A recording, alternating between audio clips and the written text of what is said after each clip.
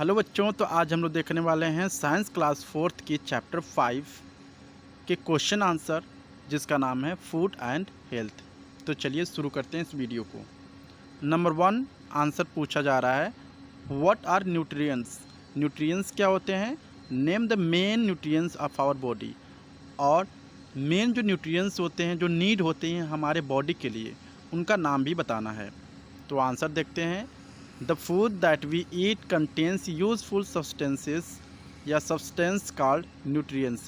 जो भी हम लोग भोजन करते हैं या खाते हैं, उनमें ढेर सारे न्यूट्रिएंट्स हमें मिलते हैं।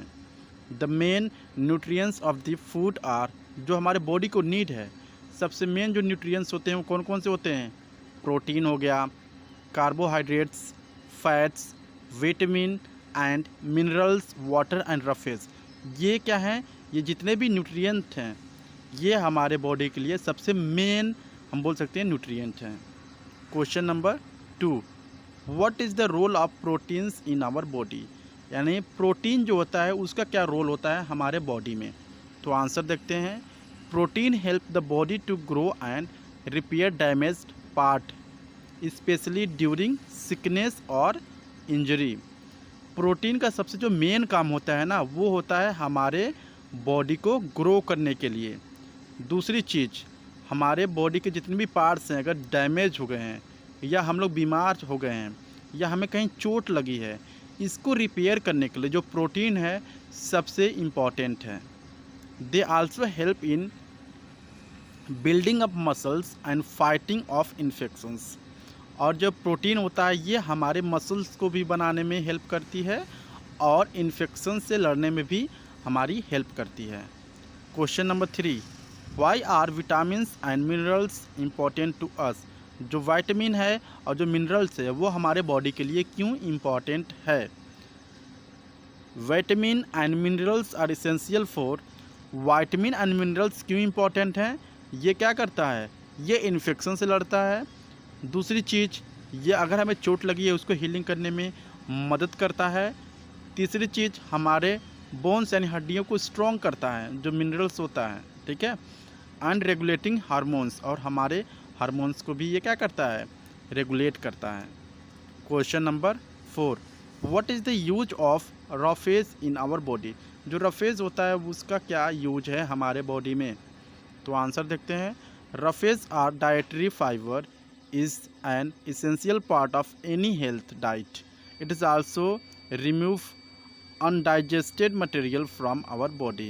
जो रफेज होता है वो क्या करता है? हेल्प करता है अनडाइजेस्टेड मटेरियल को रिमूव करने में या बाहर निकालने में हमारे बॉडी से। क्वेश्चन नंबर 5 देखते हैं।